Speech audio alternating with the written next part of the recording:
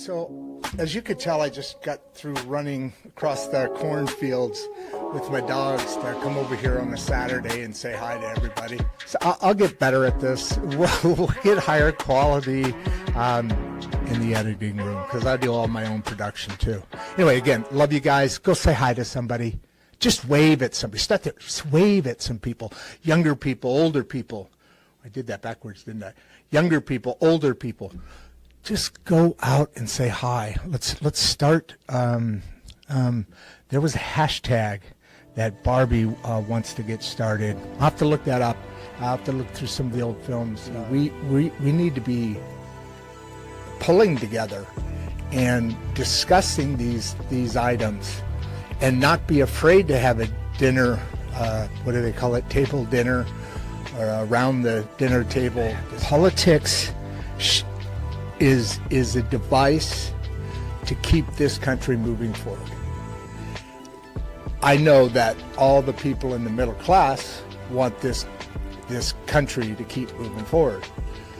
I also know that the politicians we have currently in place on both sides of the aisle, some way more than others, but we have a situation now where the politicians don't want us to necessarily move forward.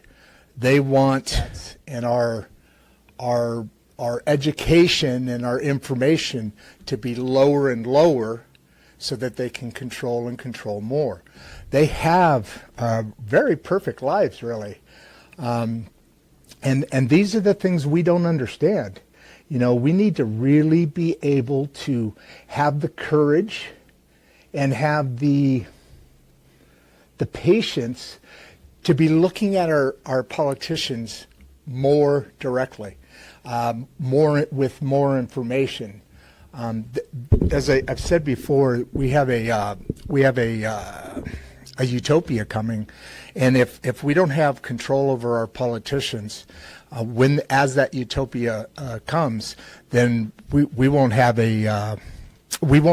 that utopia. We will be moved into whatever needs that the country has, without the rewards. This middle class of America has been stronger and done more than my own. I know I'm biased, but than any other. As a matter of fact, all the middle classes, around the world, is what the economy is built on, and we have no say at how that money is spent. Don't you just love that tune at the end? It's just like, love that stuff. Hey, we got a great show today, folks. We're bringing together brothers from another mother, let's say, right, Cliff? We're bringing together Canada and America, so we may actually fold into some other conversations than I thought we were originally going to chat about. Really looking forward today, now even more than earlier, because as Cliff said, he's a talker. I'm a talker. This is not going to be a hard discussion to have today. So as I always say, welcome to Insights and Straight Talk with Rodd Duff. I'm your host, and with the ever-present producer Barbie. Today we're stepping in directly into a question that every business leader, every entrepreneur, every marketer, every creative professional wrestles with. How to turn a complex idea into a simple discussion that moves people. A story centered around what you're talking about, but isn't just listened to, actually affects them. Because in a world overflowing with content, with brands and voices, most messages don't fail because they're wrong. They fail because they're unclear. And I've experienced, we were talking about this when I was backstage in the green room with Cliff, and I see you. Keep your hand off those peanuts, Cliff. Okay, all right. But when we were talking about this. There's people that, the difference between creating a sales organization or relationship versus just an order taker is that person that can connect. So Cliff Skelliter. Sorry, I was hanging on your name there. I did promise to say it once. Cliff Skelliter has built his entire career around solving that issue. He helps organizations translate the complicated into the meaningful, the technical into the relatable, and the strategic into the emotional. And when you can do that, you don't just attract attention, you build trust, you inspire action, and you create culture. Today, we're unpacking how that works, what that looks like, why it matters, and what leaders can learn from somebody who lives at the intersection of creativity, storytelling, and world business. Hey, how you doing, brother? Come on in. What I want to do is I want to go over a few talking points with you right now that Cliff and I are going to get into. Just grab a seat anywhere. One of those soft chairs would be good. We just had a visitor pop in, good friend, and he's going to listen to the show live. Say hi over there. He says, "What's up?" So I want to do a couple talking points here just to kind of get people knowing where we're going to go. We may lean into some politics here, which is interesting, and some other aspects. But storytelling is not marketing. It's actually it's meaning. That's kind of a key difference, a takeaway. Most businesses think they need better ads. What they actually need is a clearer story about who they are, why they exist, and what problems that they solve. Creativity is the leadership skill most companies ignore.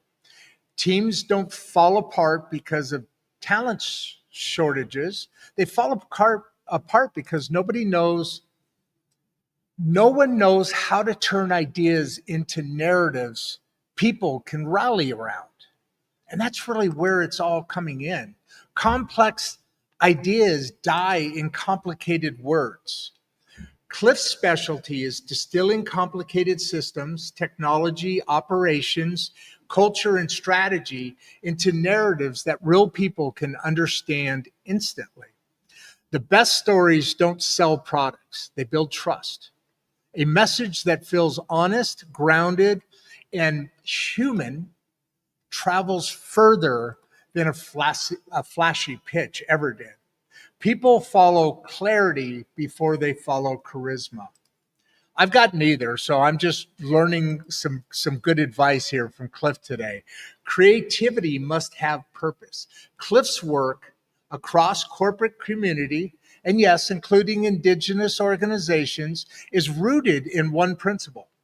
Creative work must move people towards something bigger than transaction.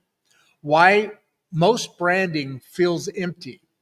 Businesses often imitate. I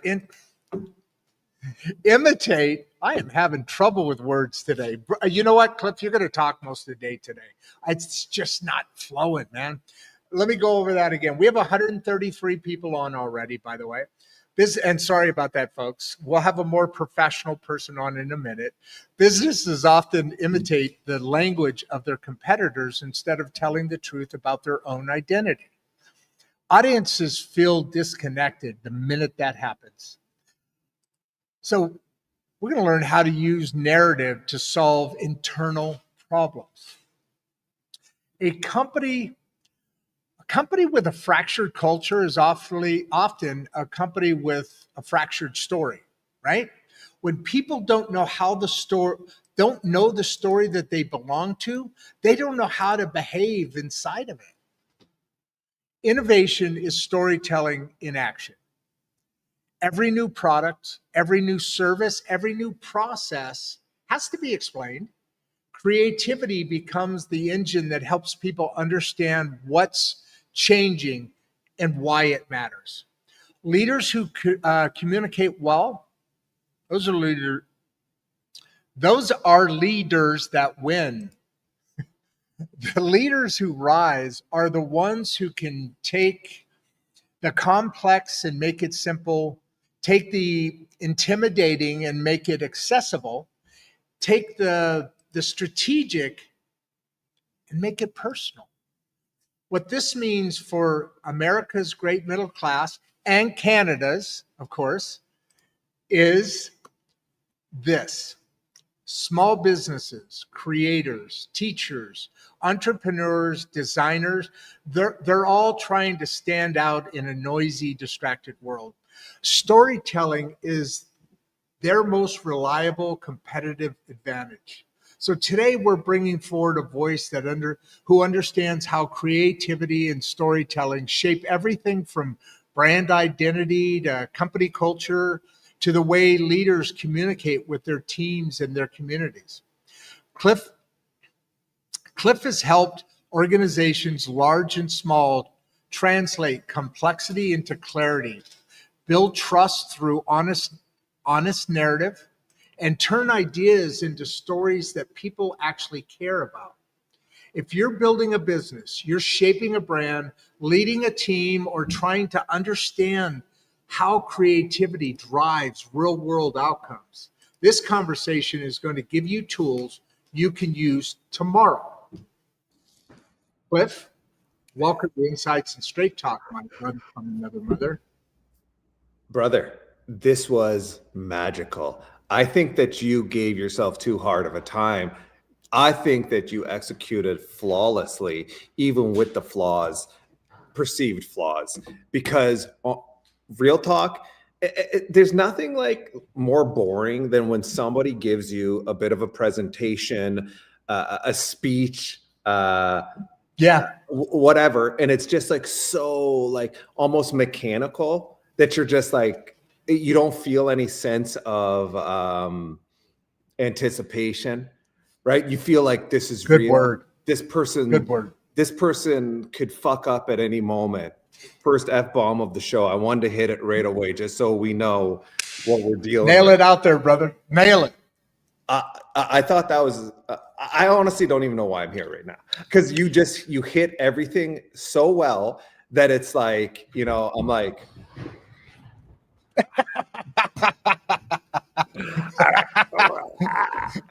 I'll come back. All right, I'll come back. Thanks, brother. Rodd. I warned you, folks. This is going to be an interesting show. It's going to be not only a lot of fun. It's probably going to have some twists and turns. It's going to have Cliff sliding off the stage. It's going to have all these wonderful things. So Cliff, how did you kind of? We talk about this, the journey before the journey that brought you here, right? You're on this amazing journey. And I think we're going to go off of it a little bit because some of the things we're talking about in the back really caught my interest, curiosity, right? Mm-hmm. But what is the journey? How did you go this direction? You've lived in Canada, born and raised, right? Your whole life. On the playground is where I spent most of my days, chilling out. Max. Where's the accent? Sorry. Where's the accent? Well, listen, let's leave that up to the commenters. You told me there will be commenters, there'll be audience here. Let's hear them pick out my Canadian isms, because that's always super fun. And I know what the ones are that get called out if I put up a video here or there or whatever, and I check the comments, and I then hear, once they point them out, that's all I could hear. And I think I've got a head start. Commenter. Okay. That one right there was all. Which that was all Canada. Commenter. The commenters. Yeah, the commenters. The commenters. Yeah. When you said that, I said, "Oh, there it is. I heard it." Yeah. I love accents. Oh, it's you and me both. I'm intrigued. I can't do them well either. I do like one accent, and it's like an amalgamation of like Irish, Jamaican, you name it, it's in there somehow, some way. I hear you. We have our first guest actually asking a question. We'll wait on that. We'll wait, Adam. We have 171 people on right now. Yay. Tell us your story. Let's dive. Let's get into the meat here. Yeah, it's like, where do you even start, right? So born up north in Canada, a few hours north of Toronto. I think that's probably one of the more recognizable cities in America. And geez, you want to know how I got on this path? I think I was always a storyteller. Like, I always liked to entertain. I remember when Eddie Murphy, Delirious. Was it Delirious, the first one? I think Delirious was the first one, came out. It was the first one. And my mom played that for me. I'm probably way too young to see it, but it just Gary, way too young, but it blew my mind. I remember memorizing that and performing it for my family. Wow. Just something in my brain at that moment was like, everything that's happening here, I love. I loved his swagger. I loved his just being able to make everybody laugh through storytelling and these ridiculous stories about his family and, Gus's wife being a Sasquatch and Goonie Goo Goo. And, I got some ice cream. I got some. And so I was just doing. Oh my God. Oh my God. That's funny. Memories, right? Then you drop it in a little doo-doo and you're like, just some sprinkles. I remember that. And that was like right away where I really wanted to entertain. I'd do anything. I'd be dancing, I'd be telling jokes. And so, I guess classic class clown, not awesome academically, but, good, personable, and, just loved having fun with my classmates. And I think that where I'm from, this city, when I grew up, it was pretty like Caucasian. We had an indigenous, like some indigenous people, some people from like different like cultures, but it was primarily Caucasian. So I always felt like I stood out. My father was from Trinidad, so there's some Caribbean heritage there. My mother, indigenous, and then we've also, I think we've got some Irish or Scottish in us. I can't remember. And so I think like I always felt like I was a little different. I didn't quite fit in. I think a lot of kids experience that. A lot of people experience that. Absolutely. I'm tall, I'm short, I'm big, I wear glasses. Everybody has their thing about them that's different. And so I just think I compensated by just entertaining. And so I think I just carried that with me. I had no idea what I wanted to do. I didn't launch right away. I got out of high school. I did go to college for advertising. I went through this weird era of anxiety. I've dealt with pretty like aggressive anxiety in my life. I've had bouts that have completely shut me down. And so I started dealing with that at around like whatever that age is, 18-ish. And then, right, going to college for advertising, there's a lot of presentations. And I started drinking coffee too. I haven't had coffee in so long because in college, I was having coffee and like there was two things. Number one, it was skyrocketing my anxiety. And it was also like almost skyrocketing me physically because of the potential doo-doo implications. You understand what I'm saying, right? 100%. 100%. That's dangerous to be locked and loaded like that. And so I was like, I got to get off the coffee. I dropped out. I went back for graphic design. I dropped out. I went back for civil engineering. That lasted a couple of weeks. I dropped out. I went back for I dropped out. They said, listen, Cliff, we're going to give you a general arts diploma. Get the heck out of here. They give me a general arts diploma. I go to university. I major in communications. I started taking film classes. And I'll give a shout out actually to a teacher, Dr. Hoi Chu. This professor, he was from China. He is probably, I don't know, 120 pounds, 5'3", 5'2". And I walked into this man's classroom, right? Small guy, very small guy. And he gets up in front of the class and starts talking. And I mean, this man's presence filled the room. He was now 10 feet tall, 1,000 pounds or whatever. And I was like, wow, how is this fella, like, what is this guy doing? Like, it was something to do with his storytelling. And I mean, right out the gates, he walked up and he looked at the classroom and he essentially said, I'm going to teach you guys how to predict the future. And that got me right away. I was like, okay, hooked. Tell me how, right? Yeah. And he goes, see that pencil in front of you? He goes, pick it up. We all pick up our pencils. He goes, I'm going to tell you to let go of the pencil in a second. But first, I'm going to ask you to tell me what's going to happen. And we're all like, yeah, it's going to fall on our desk, fall on the ground, whatever. And he goes, well, how do you know that? That hasn't happened yet. And we're like, okay, I see what you're doing here. He's like, you're predicting the future.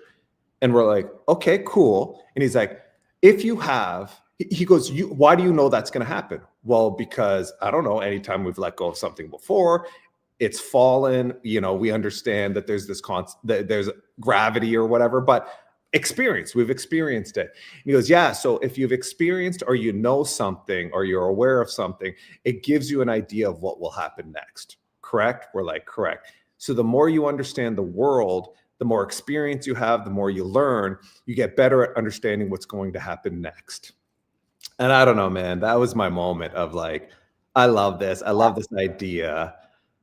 May sound simple to a lot of people, but it hit. No. I mean, think about what a powerful message that is and the way it was presented. I mean, it's still stuck with you still to this moment. It's a pivoting, Dr. Obvious here, right? It was a pivotal moment in your life, obviously. You just brought it up. You still remember it. But in listening to it, that is a powerful discussion to put into somebody's mind at that point in time, because they're growing into something new, right? They're growing into whatever it is. Wait. Say, Andre, say hi. Look, he tried to sneak by. Hey, hold on a second. I recognize that dude. You guys do a couple of your videos you're on and you're screaming at him from the other side of the room and hopping over. You're funny, dude. What's your name? Andre's a funny guy. He can't hear you because I got the headphones on. He says, you're a funny guy. What's your name? That's Andre. He owns a software company called the Kore Project, but he's just super entertaining, man. This guy, he's an outdoorsman. Can you tell? And speak. But wait, see you, brother. Peace. But wait, he's an entertaining software dude. Those two things don't usually go together. Well, he's not even he wasn't even a software dude. He, you know, outdoor guy, entrepreneur, built a business, great storyteller as well, built an agency, a workforce agency, you know, did well, sold that, and saw a problem in the market and created a workforce software called the Kore Project. And so, yeah, that's, I mean, again, it's me and him have such a great time together because we both love storytelling. He's got funny stories. He's got wild stories too. Like this is a guy who just trekked through the Arctic. Not the Arctic. What am I talking about? Was it the Arctic? Oh God, now I can't even remember. I'll let him tell. Antarctica, that kind of. I don't know. He was somewhere. And he's a big ass dude. I'll tell you that. Big. Yeah, he is. And you guys, you can tell if you guys ever. What's your website? Your Instagram. My Instagram is Cliff Notes. So like on the screen, like you see there, I got it captured, no underscores, no dots, no nothing like that. It's like just straight up. Cliff Notes. Yeah. Okay. Go on to his Instagram because it's really actually very entertaining. It's informative. You got some really good stuff on there. Yeah. But when you two are together on some of your, I don't know if I want to call them skits. Oh my God, you guys are hilarious. Yeah, we're silly guys. We just try to have. And you get a lot of views. You get a lot of entertainment from that. Dude, we have another company that's on hiatus right now because we're focused on other things. So we created a company, an outdoor company called Big Bush Company. We had people vote on the name. We thought it was so funny, Big Bush. And we end up putting a billboard up in a town next to ours. Okay, there's a city next to ours. And on the billboard, with the slogan is on the billboard, high traffic area. And it says Big Bush Company. Going deep in the bush never felt so good. Oh my God. Are you kidding me? Hold on a second. Hold on. This doesn't usually happen. Producer Barbie's even calling in to say hi to you. Wow. I'm excited to meet Barbie. Say hi, Producer Barbie. Hello. How are you? I'm well, Barbie. How are you? He can't. You can't hear him right now because I've got you on speaker. I do have a guest in, Barbie. We have one of our guests that came in and are watching the show live, so that's good. But he. All right, I'll call you back after the show. All right, babe. Okay, bye-bye. All right, bye. She says hello and all that good stuff, but I couldn't resist bringing her on. Today's kind of a big day. You're bringing in some good energy there, brother. We got guests coming in and watching live. We have We have 382 people on right now. That's nice. That's good, I think, nice. Right? I'm excited. Yeah, absolutely. It's very good. I do want to give a shout out to the Mangum City Library because they sponsor us. We're about another sponsor is about ready to come on as well. But I did want to give them a shout out because they believe in our Regeneration School project. I was telling you about Emma and Grandpa Rodd earlier. Yeah. So they support all that, and it's really good. Before we get into some of these questions, you got through your opening, right? As far as what brought you here and all that. I don't even know. Honestly, I don't even. I think we're already having so much 30 fun. Minutes. We're already at 30 minutes. It's like, what are we going to do? But hey, I want to know this. So one of the things, obviously the storytelling to me is personally and personal, and it's personally exciting for me. But you brought it up again. So I didn't know. I know about Australia and Indigenous people, Canada and Indigenous. Just a sideline here, and we can go on as much as you want about it. But this is a curiosity because you're literally, well, now you're a lot further away. But when I lived in Chicago, you were only a few hours from me. Right across the lake. You guys were right across Lake Superior. Yeah, and I used to go into Canada quite a bit. But I never knew that there were Indigenous people that lived there. So give me a definition of that because we will, I'm sure. I know what your definition is. So the American definition is Native American, right? Right. Canadians, we use the term Indigenous here. I mean, that's a whole discussion we'll save for another day. We just use another term here. We use Indigenous people. We like the term Indigenous people of Turtle Island, which is basically Canada, America, and Mexico. The Indigenous people, a lot of different communities have used the term Turtle Island in reference to North America for hundreds, if not thousands of years, which is super fascinating because if you actually look at it from a topographical point of view, it actually looks like a turtle, which is like, how did they know that? Really? How did they figure that out? You're saying 100%. If you look down at North America? Next time you look at a map, look at it, and you're like, oh man, that kind of does look like a turtle. How would they know that? Which is fascinating. And in some communities, a big belief is that we've been riding on the back of a turtle. That's one of those Indigenous stories. If we talk about storytelling, is that we're riding on the back of a turtle. So it's a pretty cool thing. So yeah, you have the term Native American out there. So it's the same thing. It's the exact same thing. You got to keep in mind like that, you know, after colonization, these borders were created. Those borders didn't used to exist. Those are not, of course. You know what I mean? That's for the Indigenous people. Those are almost kind of arbitrary lines, quite frankly, right? When you think about, I mean, you're a Chicago guy. So a lot of the people, so my community, so I come from Ojibwe and Potawatomi are the terms. And those people, tribe names. That's the name of the community. Yeah, you could say. I guess you guys do use tribes there. We use the word tribe, but I recognize those two terms. I mean, I'm a history not buff, but I like history. You're interested. And I recognize those names. Yeah, and so those communities, tribes, we could call them, roamed. And so they roamed that whole area. Right. In Chicago, there's a lot of Ojibwe people, in Potawatomi people, and Odawa in Chicago. And so a lot of our people are there. That's the communities, you know, my lineage is from. So, yeah. You know, you may or may not know this, but something I learned while I was in Chicago, a couple things. One, you know, it's called the Windy City, right? Yeah. But that's not because of the wind. It's because of the politics, the blowhards and all that. But you know, Chicago, I mean, that's true. That's how they got the name from the carpetbaggers that used to come in, blowhard, you know, and the Windy City. That's what it came from. But did you know that Chicago is actually an Indigenous term? Oh, yeah. Is it? Okay. I mean, you know what it means? No, you know what it does this mean? Hold your breath. Okay. It means stinky onion in Indian. Shut up. So they named Chicago because apparently when you came onto the banks, you know, Lake Michigan, specifically Chicago, Lake Michigan, they're superior, but Michigan is right there, right? Apparently it's stunk all hell all over before it was Chicago, but they used to call it the stinky onion. Hey, dude, see ya. He said, "Hey, dude, see ya." Okay. Yeah, so it's actually really funny. Indian. It's actually the Indians named Chicago, and they named it Stinky Onion. That's so funny. I thought that was perfect. I love it. It's magical. I love the city of Chicago, Illinois. Not so much.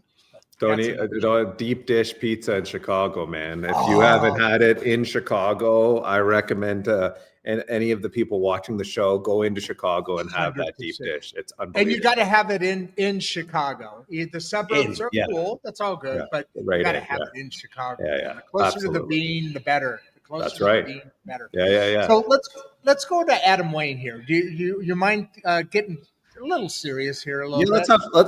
Let's get. Oh, I actually wanted to call you out. You lied in the intro, and you know what, guys? Yeah. Let's be honest on this podcast. We're going to be honest people, and so we're not going to we're going to see some dishonesty. We're going to see some dishonesty, and we're going to call it out. In that opening, he goes, "Oh, I think something along the lines of I'm fumbling my words, but we're going to bring in a professional." And I was like, "This liar, okay, sets me up." I don't know when this professional is coming in. I can't wait to meet him. All right, he's gonna fix things up for us. Okay, let's do that. That's my just as a rebuttal. Okay, come on, you're calling me out. That's fair. I'm gonna rebut. Okay. As a desperate move, knowing how sloppy that was, I wanted to keep people coming in, so I had to tell them another. You're calling it a dishonesty, but I had to call it out. I had to say, man, dude, make this more professional. Keep them here. Right. Would you keep them here? Yeah, it was clay. And you were just forming it in the way that was necessary. Okay, I love this. Great rebuttal. I take it all back. Let's keep this going. You got it, brother. All right, so what do you got for Adam? Do you want me to read them off, or do you want to read them off as I throw them up? I feel like we can alternate. I like that you said the name, because at first I was like, now that you said Adam Wayne, it makes sense. But at first my brain wasn't communicating it. So how do you turn a complex system into a story people instantly connect with? Yeah. Here's the thing. It's so hard when you talk about storytelling and you talk about systems, right? And it's like there are I guess you could say guidelines. I like to call them guidelines. Certain things we could follow. Every audience is going to be a little bit different. There's this famous Mark Twain quote that I always love. And I believe he wrote, "Sorry for telling such a long story. If I had more time, I would have written a shorter one." And right. And it speaks directly to what Adam is speaking about, is like, how do you turn a complex idea? How do you scrape away? And time is a part of it. Part of it is you take your time at figuring out what is the core thing that you want to be able to express. Who are you talking to? What do they need to know? Right? So start to break down, going like, what is in there? How do we cut the fat off the meat? Right? And is it adding to the story in two ways? Information, entertainment. If it's not adding one of those two things to it, and be honest with yourself, because a lot of people misunderstand what is entertainment within a story, or they overestimate their ability to be entertaining.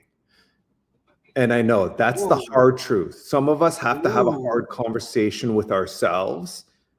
Good point. Not everyone's gifted when it comes to just being entertaining, right? Like, maybe you just got to get right to the information as quickly as possible. Get it to them. Figure out how to hook them. Wait. Hold there for a second. Let's hover for a second. One of my favorite words. That was something I didn't tell you. There'll be points in time where I may need to interrupt, because I consider myself the safety net. If I understand it, I trust you. Trust me, everybody here will. I didn't agree to that. Did we agree to that? Yeah, we did. Okay. It was in the fine print. It was written in italics, and it was written in German. You don't speak German. I don't know. Deutsch, So, Mark. so you agree to it. You Deutsch. Yeah. Okay, you got a couple words there, but at the end of the day, what does that look like? What does it look like?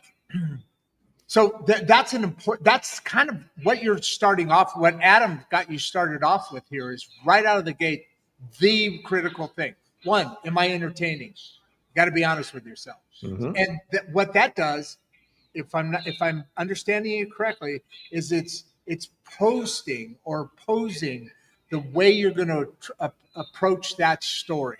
So you need time to figure it out, how to cut out the fat and bring out the details that are needed, and then you've got to understand how entertaining you are and be honest with yourself. So what does all that look like if I'm learning from you right now how to turn my stories, my mission, my sales component, my item, my service into a story? What does that look like? How are you teaching people to do that? What are you telling them?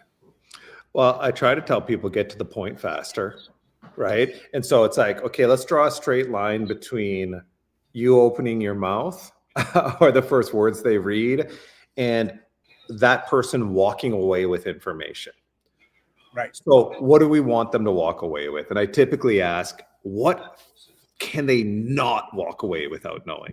Like, let's start at the top. Let's make a list. If they walk away from here and they only remember one thing, what is the one thing? You have to be on, like, you have to, like, just, you can't be greedy. Sometimes people have 5 points they want to make because they feel like, I don't know, they feel rushed or they feel nervous or they want to get it over with. There's all sorts of reasons for it. But it's like, what is the number one thing you want them to walk away with? And start to form your message around that, right? Kind of build around where you're trying to get them to, a straight line across.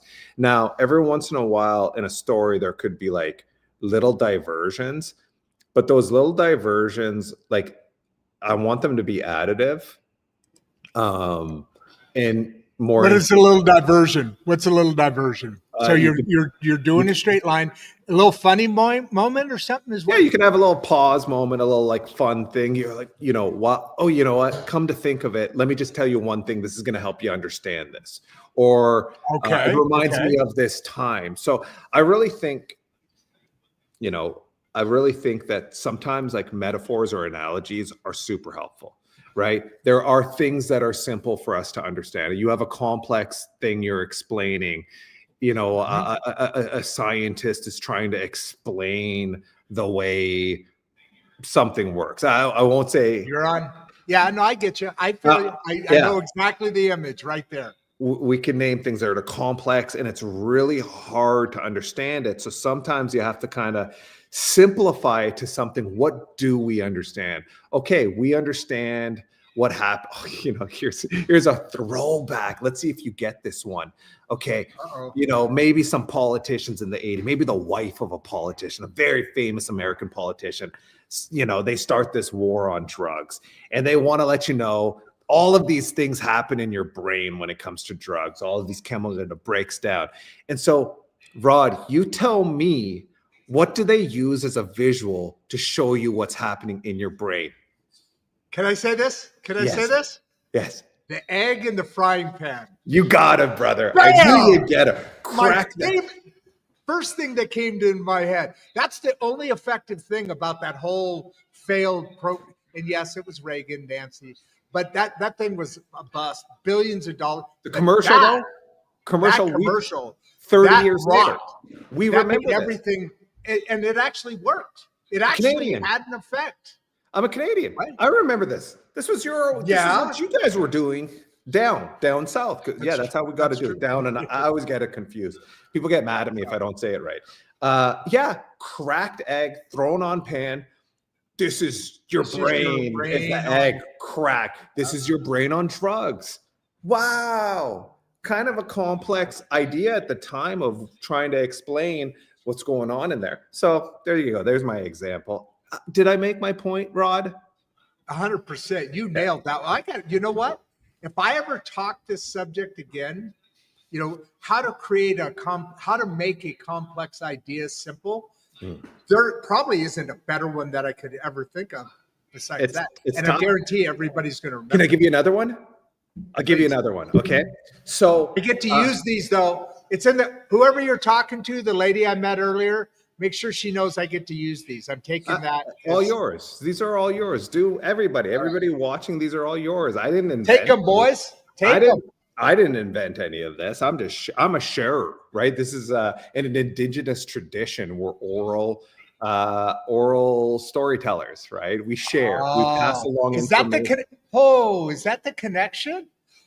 That's one of the connections. Yeah, that is one of the connections. I should have made that a better connection earlier. I got some questions on this coming up, by the way. But give me the other one. Give me the other story. Okay, here's a beautiful one because this really ties to the branding world I live in quite a bit. Is candies, confections at a certain point. You got little chocolates. It's in a little wrapper, and you open it up, and you got your little chocolate. Okay, and so a company called, I think it was M&M's. Yeah, was it M&M's? Yeah, it was M&M's. Comes out, and they're candy coated, but they're trying to sell it, and people don't really. It's not catching on, or I don't really know what's happening at the time. So they go to this ad agency. Probably in Chicago, to be honest with you. I'd like to double check. That's where they're made, Mars. Yeah, that's where they're made. Yeah. I bet you it was Chicago. And they go, we've got to convey an idea to them, okay?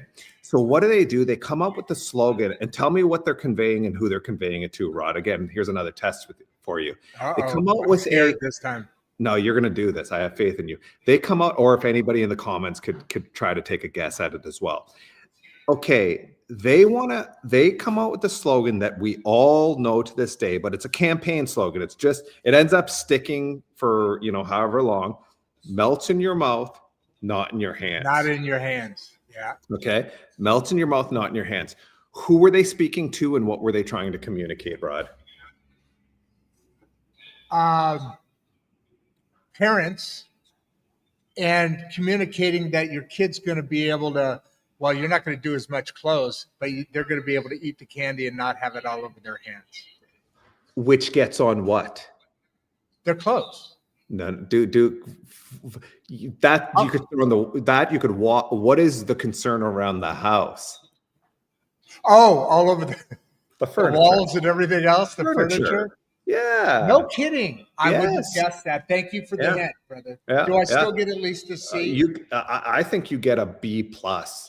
Maybe even an A-, because you got the general sentiment of it, right?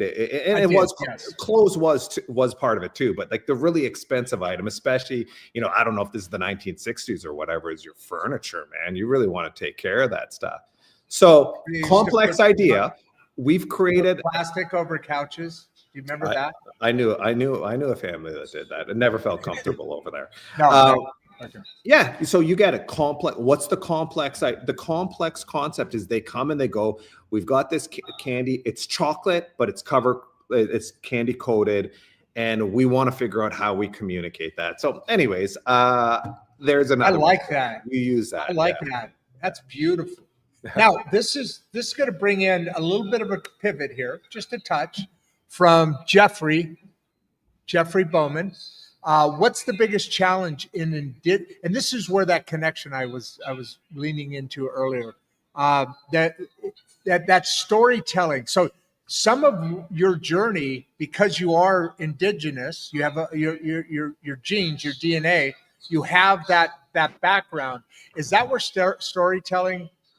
You grew up because the information back in the day was storytelling passed on from one generation to the next. That's how information and growth and so forth happened back then, right? What's the biggest challenge in Indigenous-led storytelling today? Geez, I don't Is there know. any difference? Yeah, I'm trying to think of that. That's a good question. So thank you so much, Jeffrey Bowman. I've never been asked that question before, and I'm trying to think about how to approach it. Indigenous-led story. I just think there's a challenge with all storytelling, right? And I think that using Indigenous traditions or ways of thinking about storytelling has helped me get through the challenge of of storytelling, right? And so for me, it's kind of like it's kind of like an accelerant in a way to be like, you know, you spend your life and you get these wonderful opportunities, and I've seeked out these wonderful opportunities to listen to Indigenous storytellers. Now, the difference between me, okay, so I've had to learn some of these techniques and apply them. So I talked about earlier, I grew up on Eddie Murphy. I grew up on hip hop. You know, I remember getting that first Run DMC album. I just saw this album, these three guys, they're wearing all in black and these white Adidas kicks. I remember the album and being like, I gotta have this, get me this, right? And listening to the precision of rapping. Rapping is such a beautiful art form because really what you're taking again is you're sculpting it down, you're cutting all the fat, right? All of these words, and you're making very dynamic, compelling stories, making points. And so I got really obsessed with that. So I got real kind of fast at getting to the point or figuring out what's the tissue here, what's the meat here. But in Indigenous storytelling, one of the things I really love, it's a bit slower. It takes its time. Okay. It bakes the bread, and it as the story, you're ingesting the story, some of the onus is on you to really kind of watch the bread rise, you know, to see it become what it is. And so Indigenous storytelling, it tends to kind of take a bit more of a pace, like what we would call, like in cinema, a slow burn. Like, how was that movie? It was a slow burn. Well, those are beautiful movies when you have the patience. So it asks the audience to have patience with the story. As we lose that, as you know, as a bigger culture, we're losing our patience. I think Indigenous storytelling is kind of bringing that back. So I'm still learning that myself. That's why there's so many mentors, elders, knowledge keepers that I'm constantly learning and listening to and trying to get better. So the biggest challenge is the fact that in a world that's moving so fast, AI, I mean, we talk about this all the time on the show, how the world is just noisy and just constantly refuses to slow down. In that world that we live in, where we need to, in a story, be able to capture an emotion, capture a moment in somebody to bring that knowledge forward, so they buy in on it. But the biggest issue is that in the Indigenous style, the historical style, the culture of that when I say culture, I mean the bread. You know, when it's coming together and building, it's a slow burn. That's the difficult part, is trying to keep that interest in minds that are almost ADHD all the time, right? Yeah, absolutely. Yeah, I think you nailed it right there. Yeah, I'm interested in, when you said that, it made a lot of sense to me, because we are living in a world that's just keeps moving faster and faster. And I have from my own experience realized how much storytelling is, well, one, you got to understand the person, like you said earlier. You got to know your audience. That's the great line, right? Know your audience. Know your audience. I constantly, some people tell a story sometimes, and I'm looking at them, I'm like, you don't know your audience. I can't follow you. Right. Yeah, it's like, what do you, okay, that's a great story, but I don't get what you're saying. Know your audience, and then be able to keep that audience's attention while you're getting to the points where you said earlier, you're cutting off the fat. You want these three main points to be accepted. And now this amazing storytelling technique has to meet multiple boundaries, and that becomes a challenge and takes work to do, right? Absolutely. So Cody here, Cody's asking, what's one storytelling habit leaders should break immediately? I like this, because so many people don't. You know, we talked about sales. I'm going with sales. You're talking about more as far as leading teams and so forth. But it could be whatever you want me. Yeah, whatever. Absolutely. Wherever you want to put me, I could speak from that point of view. But there's so many people that don't feed back. So as we're talking, I'm getting cues from you. Our audience is getting cues from you. You're getting cues from their questions. Not enough people take cues today. It's hard to do. Not everyone's brain is built like that either, right? Sometimes I've come to learn this. Interesting point. Yeah, Interesting point. Build on that. Thank you. I'll take it. I used to have a lot of frustration with. I'm like, what language am I speaking? Why aren't they understanding me? There's no self-ownership there, right? There's no, oh, why don't they understand me? And it's like, oh, no. How do I speak in a way that they will understand? There you go. And how do I practice that? How do I sharpen that tool? Because everyone just takes it in just fundamentally different ways. And okay. So let's attack his question though, right? What was the question again?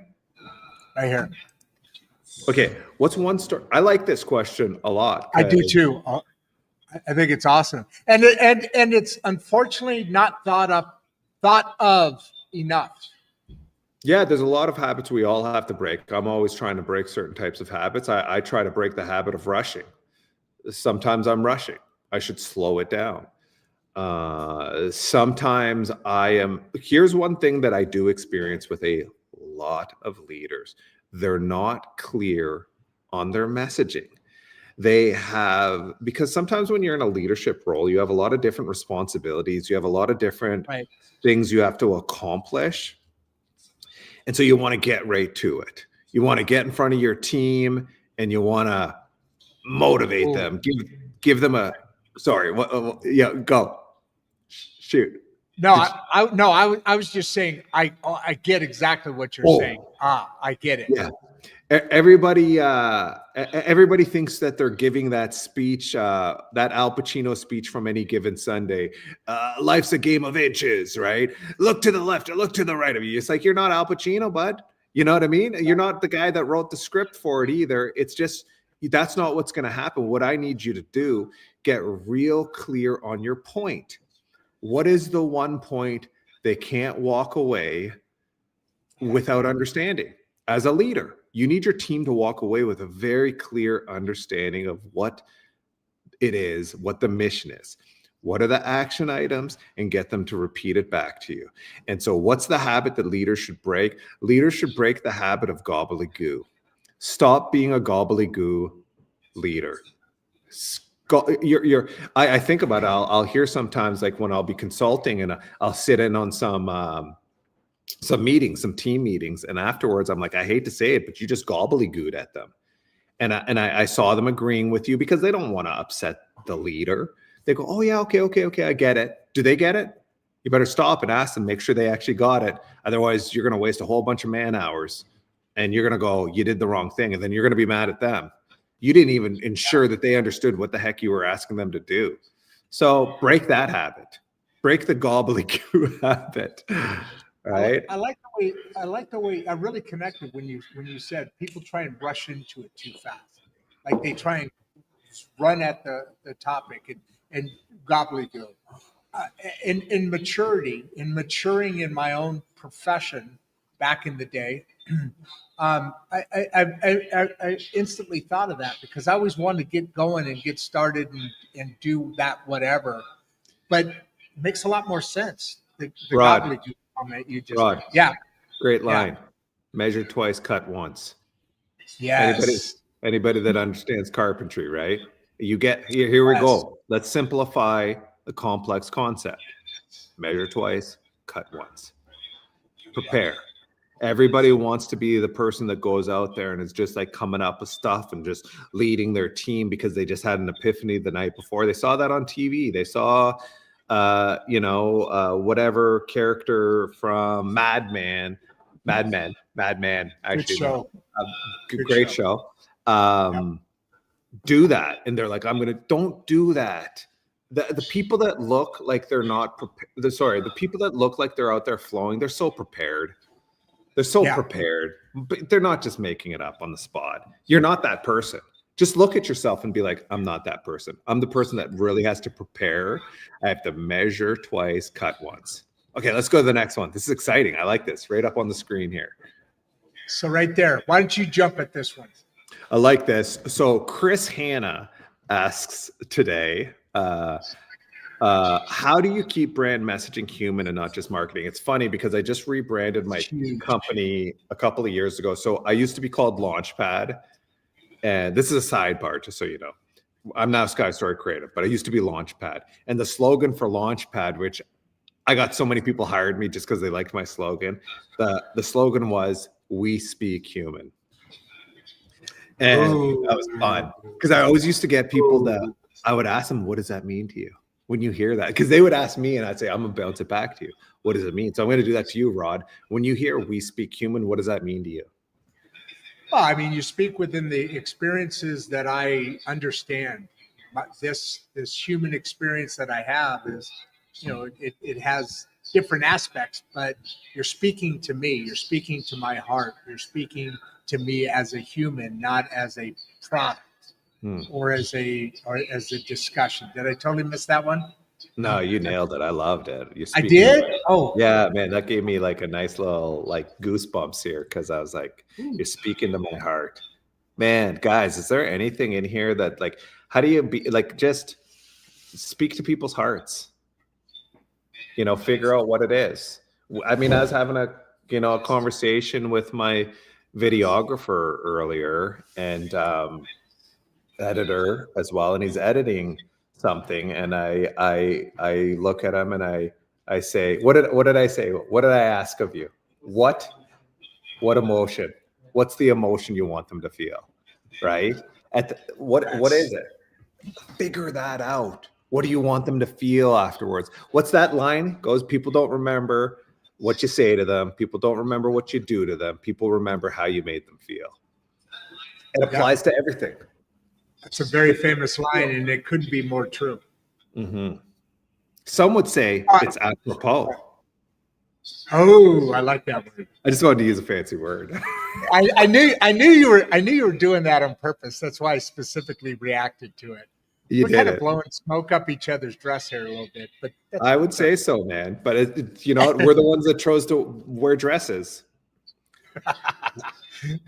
A kilt. I'm calling it a kilt. Sure, whatever. So whatever makes you feel comfortable. Hit Danny's comment here. Danny, again, I love everybody's thumbnails coming up here. Like they're so professional. Like these. Isn't that nice? I freaking love it, man. It's making me, smile. Oh, you are such a marketer. You're such a smoothie. We've already been going just seconds under an hour. We're still at 400 people. Just seconds under an hour, and this has gone so fast. Is this a good retention? Are we doing good retention? Absolutely. They're staying on. They're staying at that number. Which you've done this. It goes up and down. Sometimes you get a peak number at whatever, and then it drops down to whatever. No, they're sticking, brother. They're sticking. So Danny Jr. Danny Jr. How can creators avoid generic pitches when approaching clients? I love that because, I read that earlier. Actually, I didn't read. That was the only one I read in advance because it took me a while to click from private chat on here. There's a private chat button and a comments button. And I never switched over to comments for the longest time. And it took me a while to figure it out. And so that was. By the way, before you answer that, and since you brought that up, I forgot to mention to you, please put in your contact information before the show ends, in the next little bit, whatever. When you get some moment in that private chat, I don't know why you can't put it right into comments. I don't get why. But if you put your contact, I'll copy and paste it over towards the end so that it isn't lost in the comments. You know what I mean, right? Absolutely. I'm also going to check and see how gangster everybody is that's in this call. Like if you're genuinely enjoying it, I just opened up my Instagram. Okay. So Cliff Notes is the Instagram. I'm going to see like people that are live. We're on Instagram. So yeah. So if you guys, how many of you guys follow me on Instagram during this chat? Okay. I'm going to be paying attention here. It will affect it will affect the quality of my answers. Like if I look down here and I'm not getting follows, I'm going to just start, honestly, I'm going to start opening up fortune cookies and just whatever it says. I'll shake one of those magic 8 balls. Outlook is bleak. Doesn't have to make sense to what we're talking about. That's what I'll get. But if the followers go up, man, I'll start waxing poetic. Fair. By the way, just to add on to what you're saying, we're streaming all at the same time to Facebook, LinkedIn, YouTube, X, and Instagram. So it's all going out on those stream on my profiles.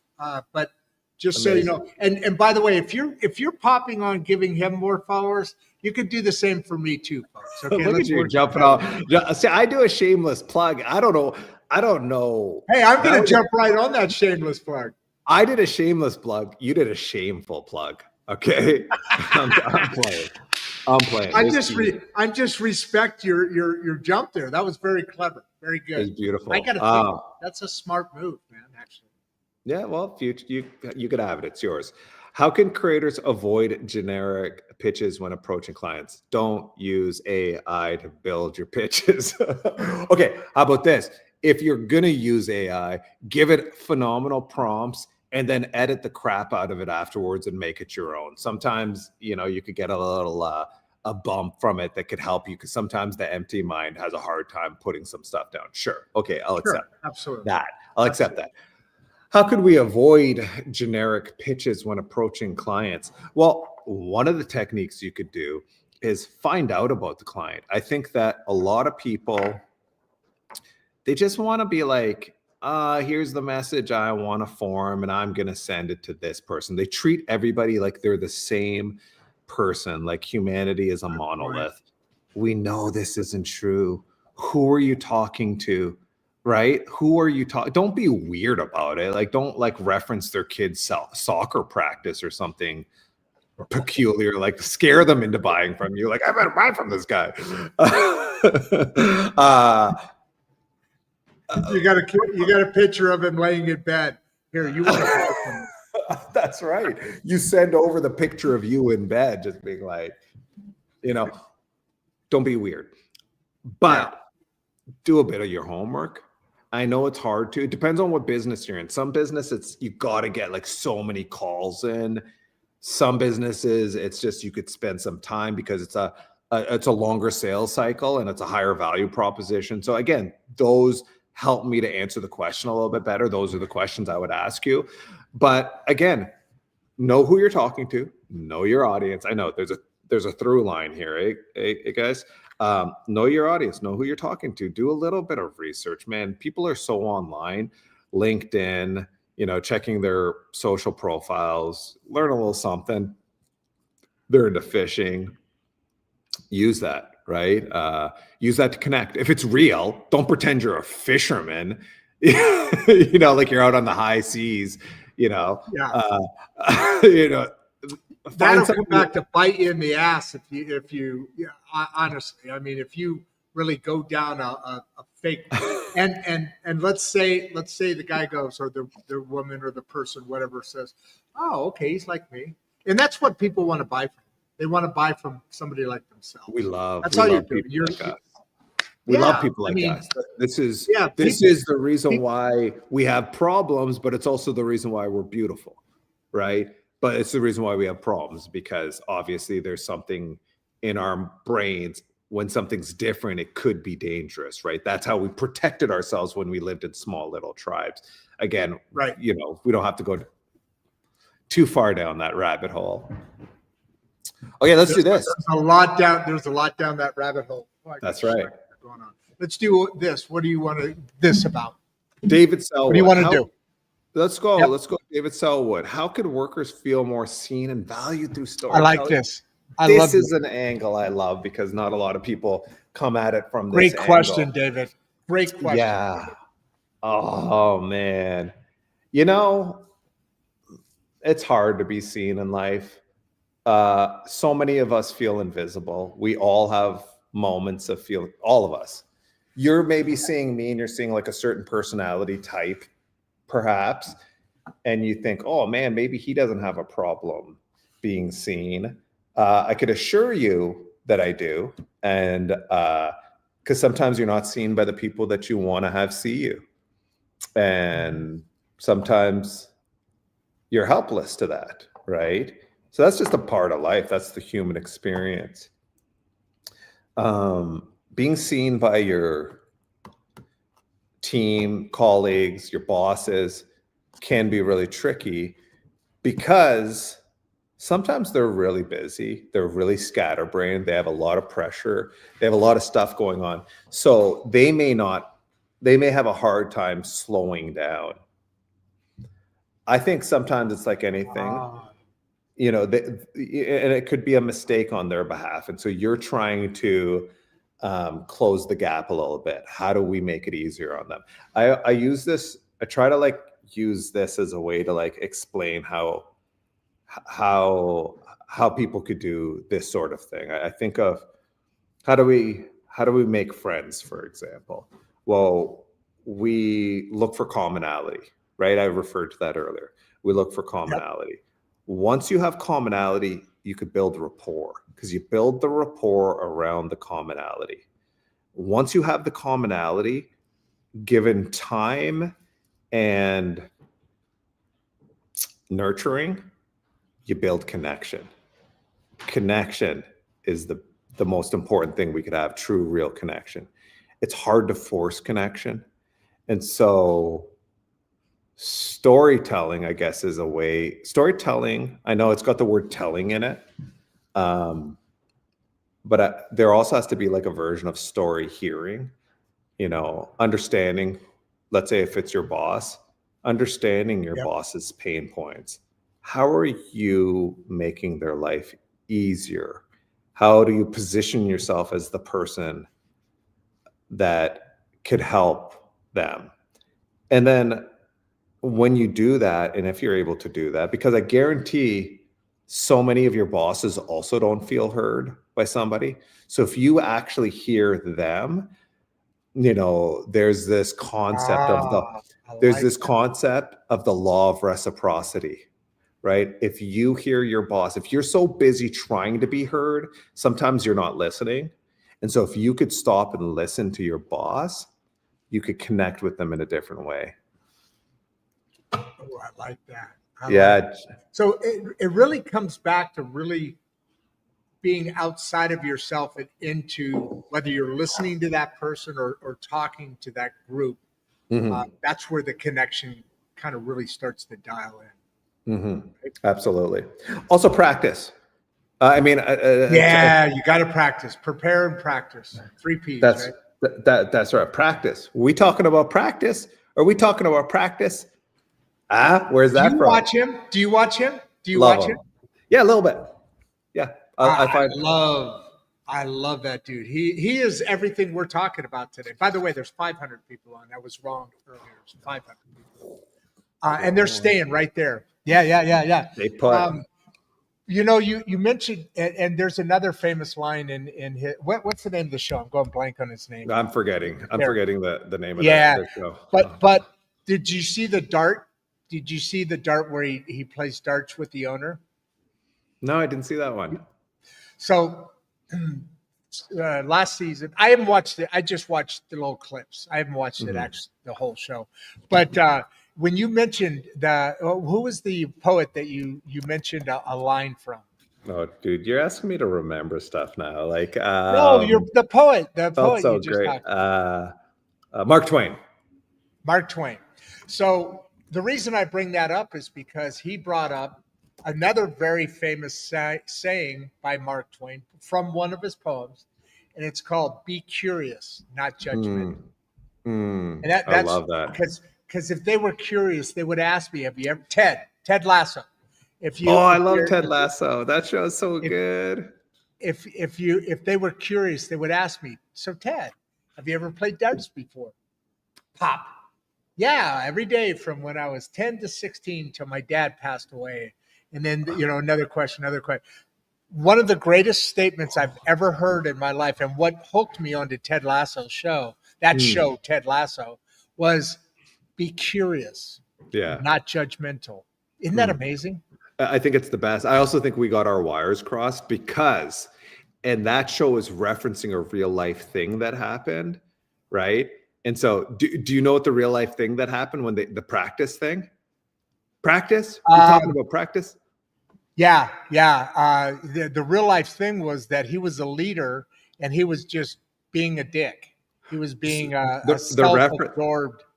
No, sorry, I got to call you out on this one. It's Allen Iverson. So there's a very famous clip of Allen Iverson being asked by a reporter if he was showing up to practice, and it annoyed Allen Iverson.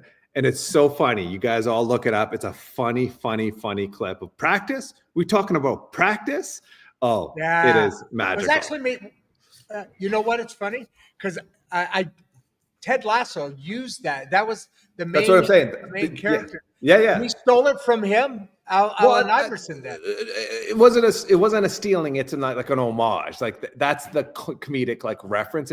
It's funny if you don't get the reference, but it's funnier when you get the reference. That's what he's referring to. Yeah.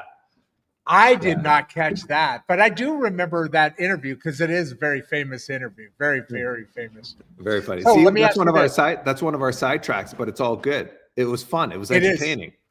Are you not entertained? Gladiator. Yes, sir. So Jack here, how can entrepreneurs build brands that reflect who they are, not just what they sell? This isn't necessarily one of the best questions of the day, but it's probably one of the most important ones for people that are taking away lessons from here. Jack, we do this thing in our agency when we're working on a brand with somebody. We call them mood boards. Some people call them theme boards. Some people call them vision boards. We call them mood boards.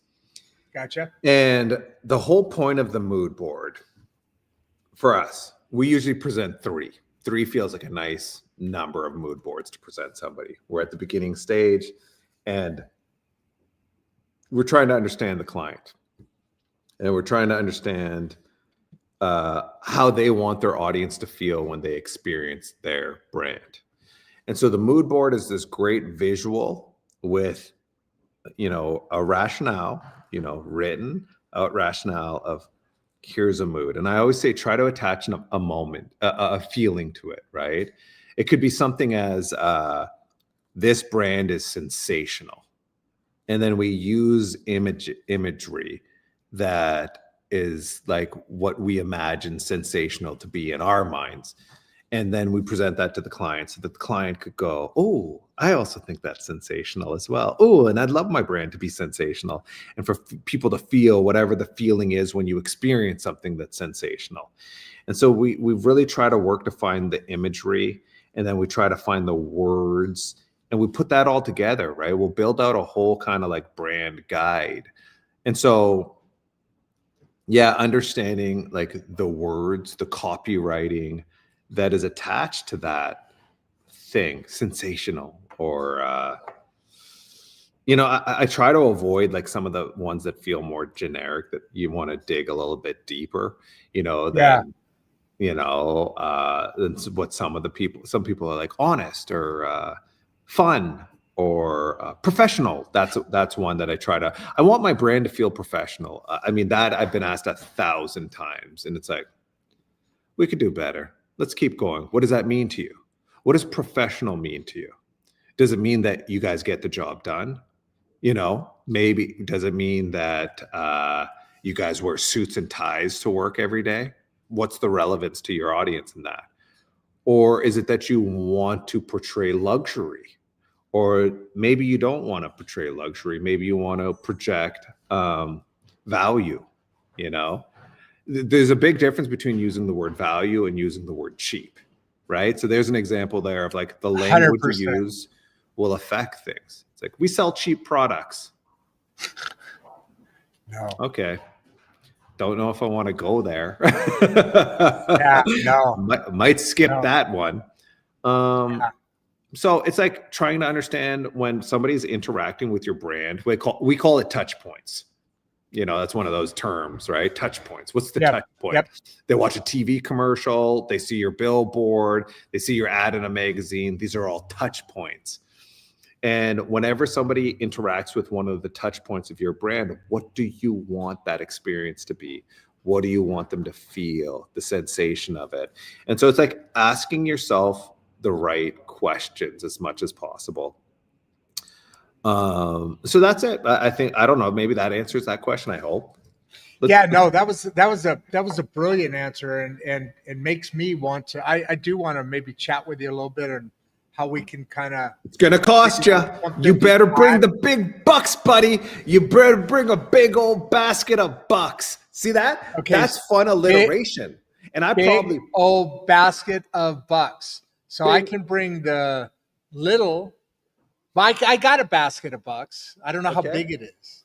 Oh, so we can talk. Right.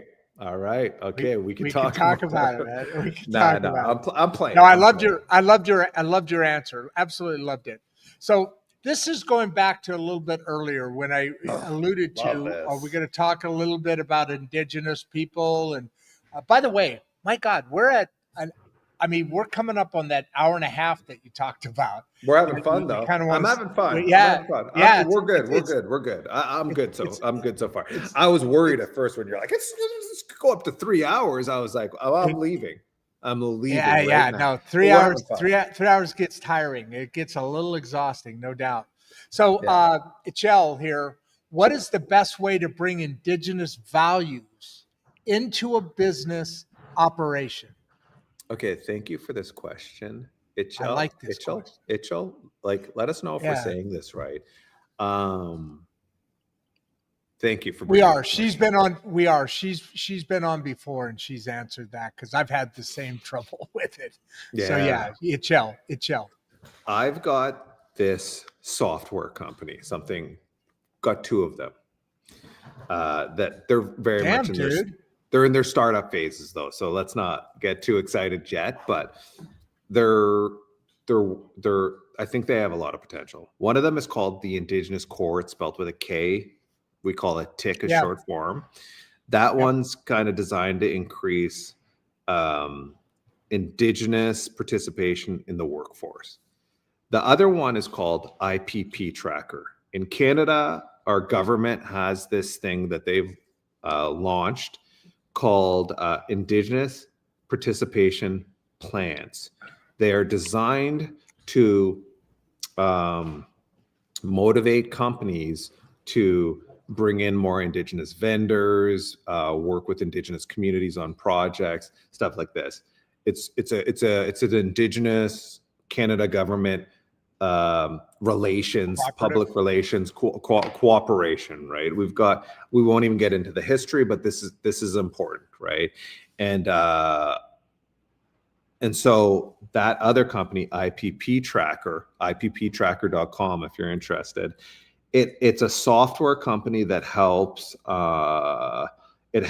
contractors, construction industry, specifically, right? If you're a builder and you're building giant skyscrapers, it helps you to track your spend, right? You have a certain money earmarked for your spend on Indigenous vendors, Indigenous people, Indigenous products. And what happens is there's actually a set aside. Wait. This is the one that tracks their efforts, their time, that's the software you're talking about, right? Because I was going to talk about that. They both do a version of that. No.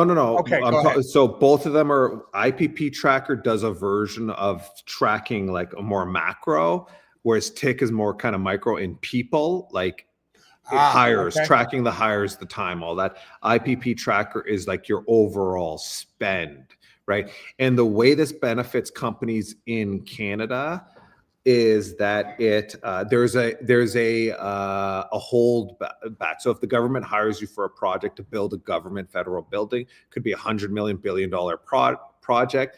There is a set aside amount that if you actually follow through with your Indigenous participation plan at the end of the project, you get that money as the company, right? So it's a way to motivate them to participate, hiring vendors and stuff, as opposed to staying with the old boys club where you're hiring all your friends and the money just stays in one pocket of people. It's kind of like helping these other companies get more opportunities to really work on these projects. So, okay, I say all of that not because I'm trying to pitch my software, because I don't know that anybody watching this would have a reason for using it. But I say it because one of my through lines, I don't call it a tagline because it's not the tagline, but one of my through lines with the companies is weaving Indigenous ways of being into the digital tools that the world uses. And so that's why I'm so appreciative of that question, because I think that there's so many Indigenous values from like the first peoples of the land that we live on that are like so practical and so appropriate for the very fast-paced world we live in today. All right, a lot of setup there. I appreciate that I set that up a lot and I wasn't as concise as I could be, but I think that that prologue is important to answering this question. What's the way to bring Indigenous values?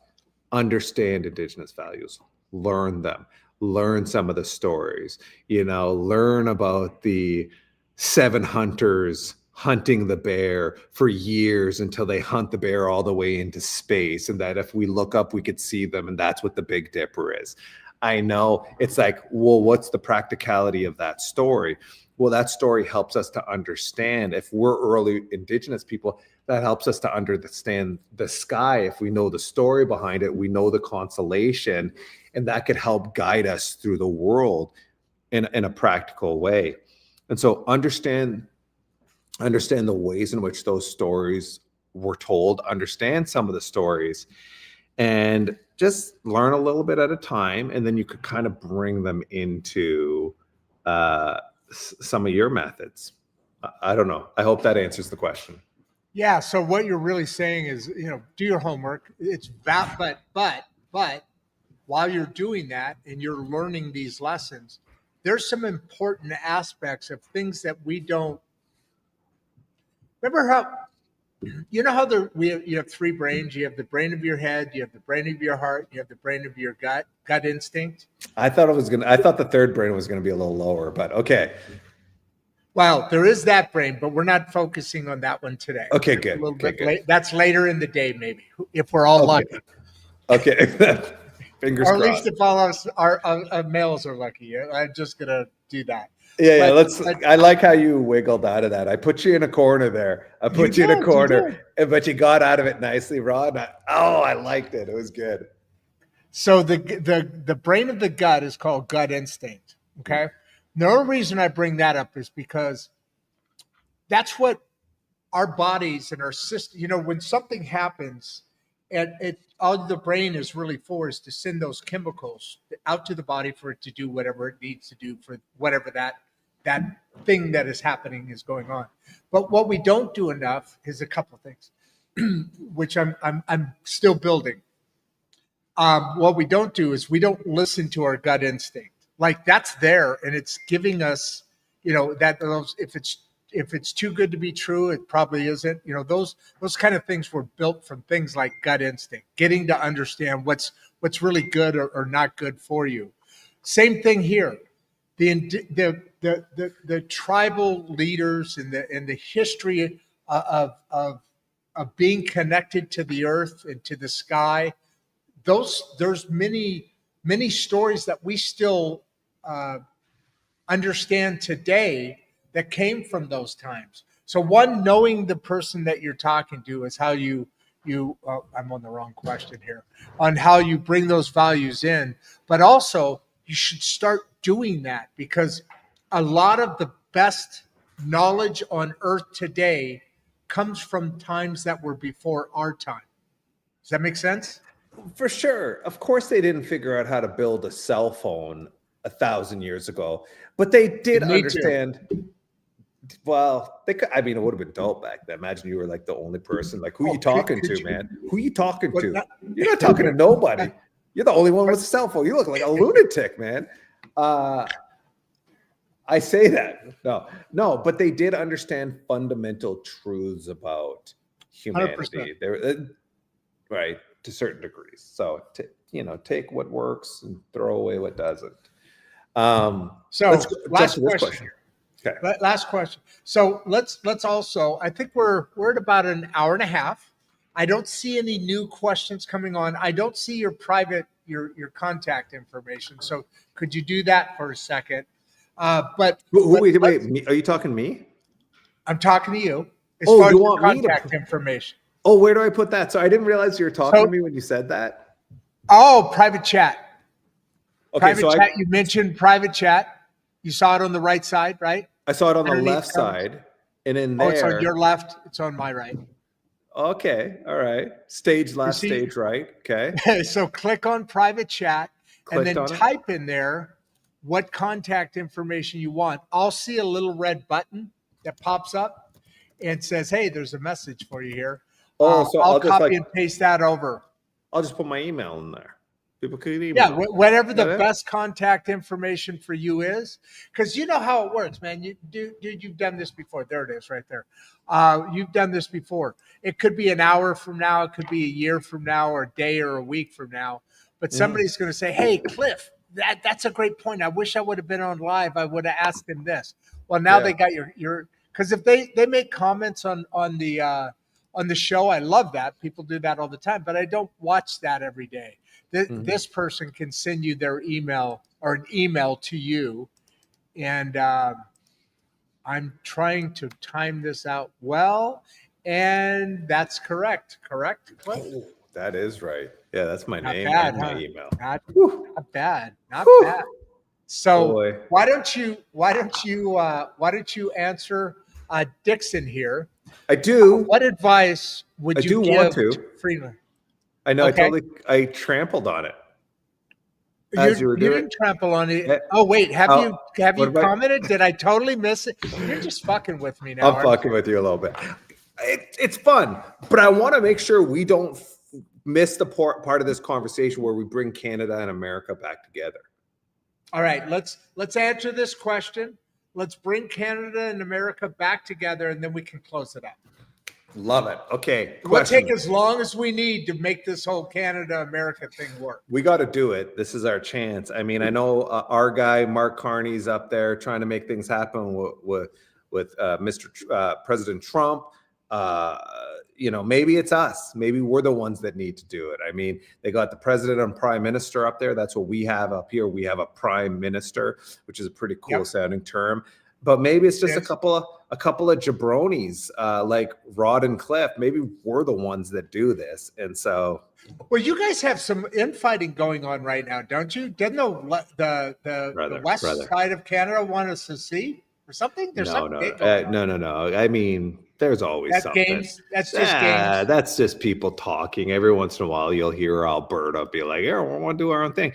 The longest one that we've had going on in Canada, though, is Quebec. Quebec, they've got a, that's gonna happen. You know what I mean? There's infighting everywhere. Sometimes there's infighting in the office. California wants to secede from the nation every once in a while. Texas wants to. They're tired of California. Yeah, it is what it is. It is. Okay, let's answer this question. What advice would you give freelancers trying to stand out with their pitch? It's the same thing. Who are you pitching? Find out something about them. It's going to go back to my same advice, right? It is find the commonality, build rapport over time, and nurturing. You will build a connection. And so when you're trying to stand out, depends on I don't know what kind of freelancer you are. So how are you demonstrating your work? How are you demonstrating your value? How is it that you are crafting that value proposition to suit the required goals? I saw you look at it. Pitching. Yeah. Tell me about Canada. That got me excited. I saw you look at that. I just wanted to fuck with you. I know. Listen, if there's not a little bit of fuckery going on, what are we doing? What are we doing here? What's the use? Yeah, we need a little fuckery. That's my answer to your question. And just really get to know who it is that your audience in this case, or your customer or your team member is. Know where that stands. Know who they are.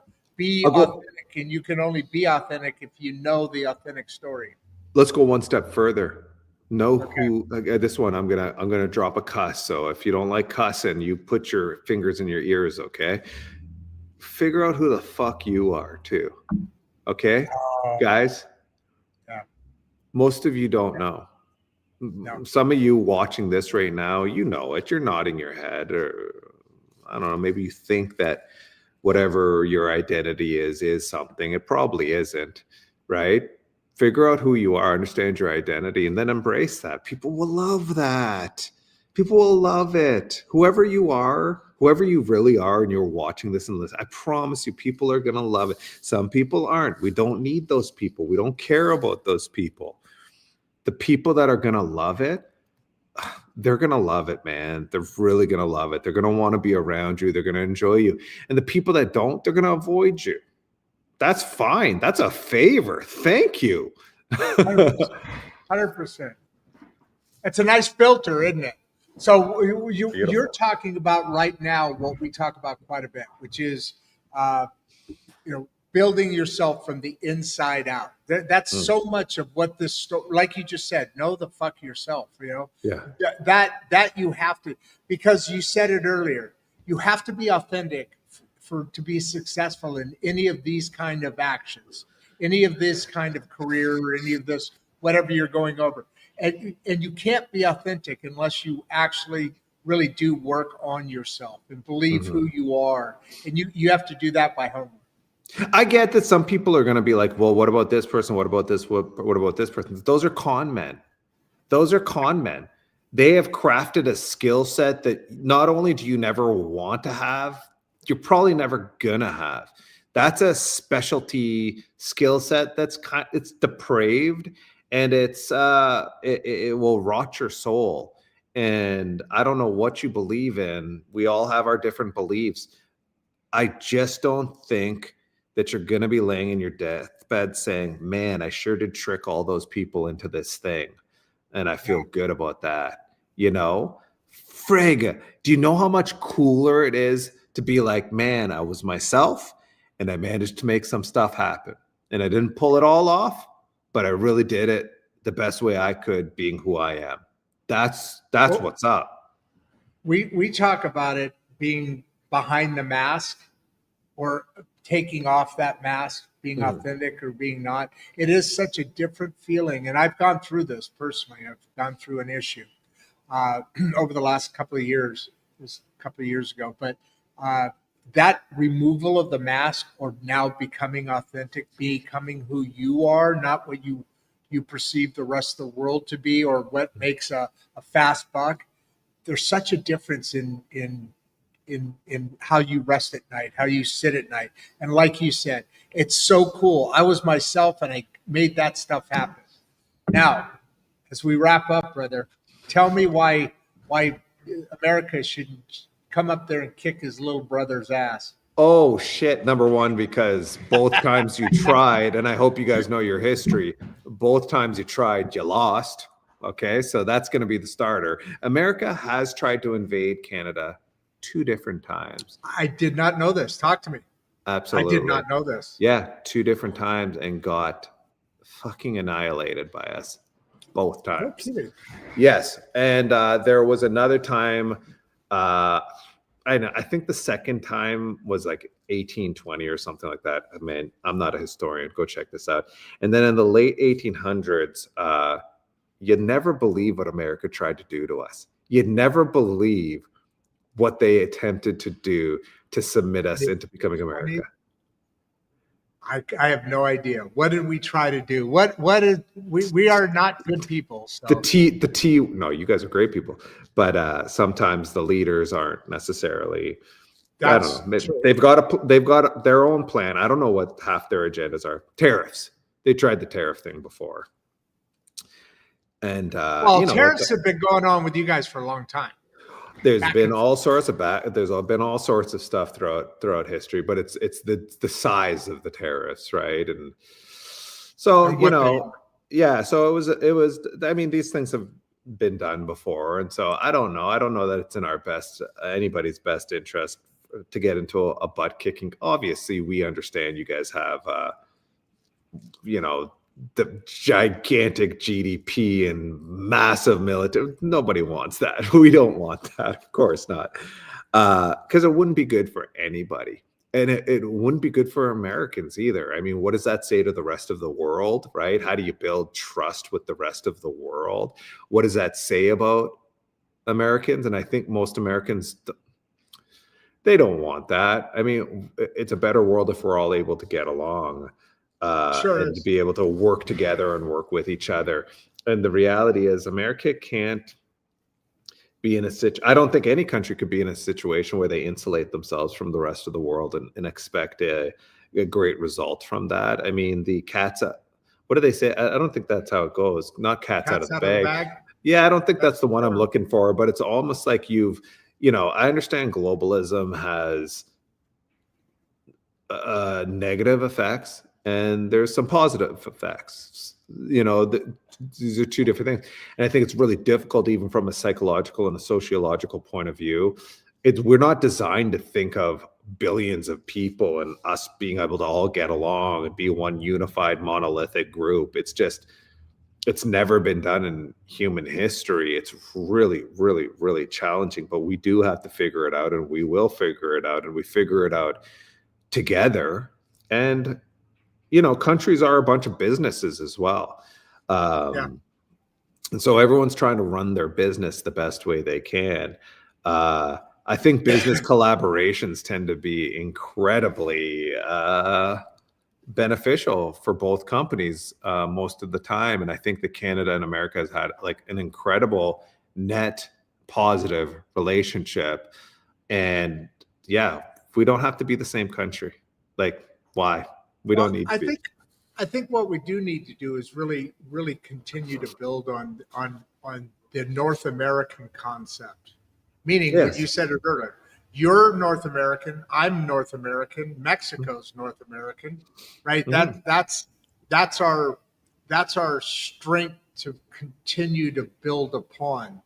I just think that I think that right now the current administration has a lot of issues with what's happened in the past. Not Canada. I'm not talking specifically relationships here, but I'm thinking that there's so much money that the taxpayers pay. We spend $16.8 trillion a year, and very little of that goes to the American people. I mean, that's you don't have the biggest military in the world for nothing. That costs. That's not cheap. It costs a ton of money, and it's the reason that I think a lot of this has kind of gone back and forth, because that old saying that I think a lot of Americans support is that the spending of the amount of your GDP to protect yourself is always falling on our shoulders, meaning America's shoulders, meaning the American tax dollar shoulders. Now, the military infrastructure loves that. It's one of the biggest scumbag things in our world, not just because it's war and war's bad and death is horrible and all those things that Trump says he doesn't want. So we're kind of supporting some things that I think other parts of the world don't understand, but we're understanding because there's the history and because we listen to Trump. I mean, half the country does anyway. Not necessarily the other half, but this is a man that's has been in office 2 different times. Well, will be 2 different times over the time. But since 40 years ago, he's talked about these same things. If you go back and listen to the Oprah Winfrey show and all these different things, this is a man that I think at least 7.5 million people, or 17, whatever the voting thing is. I think they believe in the fact that here's one person that understands where all this comes from. And it comes up from and I live in rural America where people struggle. I mean, the average, the poverty line is like 40,000, but our senators and our House representatives, most people in Kentucky make under that, and a lot of other areas. The staff or the Congress people in our government, their budget per year for their furniture in their offices is $43,000 a year. That's crazy. Yeah. So Crazy. when you see there's a divide. coming, yeah, there's a big divide. There's a disconnect. Mm-hmm. Is really what there is. Oh. There's a disconnect. And does everybody who lives underneath the poverty line deserve to be there? Well, there are probably some that do, but at the end of the day, I don't know how hard you guys work to create your lifestyle and not live paycheck to paycheck, but so many people in America do. And it's the military and it's all the rest of the corruption. And we're not pointing at fingers in other places of the world. We're saying for the first time in my life, I've become not embarrassed, but disappointed to become an American, because I realize how corrupt our politicians and our politics actually are. Yeah, I think I think we have in Canada, we have conservatives and liberals, and then we've got a couple. Is it the same as us? Are your conservatives? We're not. Conservatives? Yeah. There's a matchup. Our conservatives are like your Republicans. Our liberals are like your Democrats. But I would say our conservatives and our liberals tend to be a little bit closer to center, from my observation, than yours seem to be a little bit further. True. Yeah, that's not true. You know what it is? What? Most of I'd say 80% of America is in the middle. Maybe 90. No, sorry, I'll be more clear. The loudest voices come from the extremists, though. Sorry, I'll be a bit clearer. I mean, from like the party point of view. I don't mean from like the people point of view. I mean, like the parties themselves. And I base that off of the rhetoric. The rhetoric of Republicans and liberals Republicans and Democrats versus in Canada, our rhetoric is not as extreme as yours. It's objectively not as extreme as yours. I agree with that. And I think that's why even when we don't get along, we don't get along well, if that makes sense. We're good at not getting along, right? Yeah, that's fair. Fair. And I think a lot of that. I didn't even realize we didn't get along until a couple of years ago. I never knew there was an issue. I suspected. Now, I didn't tell you this, but part of my career too, when I first started off, I worked in news. So I worked for, in Canada, we have something called CTV. So that's our big news station here. So I spent a few years in news, and I remember the Barack Obama days. I remember I remember the rhetoric between the two parties and how extreme that was. Even though there was some beautiful sentiments going on around the time, there was some pretty crazy, from our perspective, right? This is just a Canadian's perspective. It felt really like, wow, wild. Like, you'll say that? Oh my God, as if they said that. They're allowed to say that about that person? Like, it was pretty shocking. And like your political like ads, like, man, I would love to show you our political ads versus like what our political ads are. So there's a major difference in the not that ours is great. Ours is sneaky. Like ours is like more like a passive aggressive. It's sneaky passive aggressive. Like absolutely. I was going to say that. I mean, I love a lot of aspects about our country, but I could sit and point out our flaws. We're really good at being the nice guy, but the nice guy, you got to keep an eye on them sometimes, right? The nice 100%. Nice guy's kind of slippery, right? Because did you, speaking of your commercials, did you see the one where they edited Ronald Reagan's? Speaking of tariffs. So that was our premiere, the premiere of the province I'm in. So Doug Ford, and so that was an interesting thing. So that's the province I live in. So each of our kind of like you guys have governors of your states. We have premiers of our provinces, and so that was our premier of our province. So basically, like our governor, Doug Ford, basically went ahead and did that on his own. And it was kind of like a tricky. $1 billion or something. Some ridiculous amount of money. Huge amount of money. Ridiculous amount of money. When there's just, you think you're like, there's so many other things to spend that money on. But also he went over kind of, He didn't, the prime minister and the president, that's foreign relations, right? That's what their role is. Like, you don't want your governors doing foreign relations. They're taking care of their state. Just like we don't want supposed to be. Just like we don't want our premier doing this. Like, the country voted in Mark Carney, and again, everyone's going to be divided on these decisions. That's his role. He's a very diplomatic guy. If you see when Mark Carney is in there with he's super. He's a smooth operator, man. He stays on point.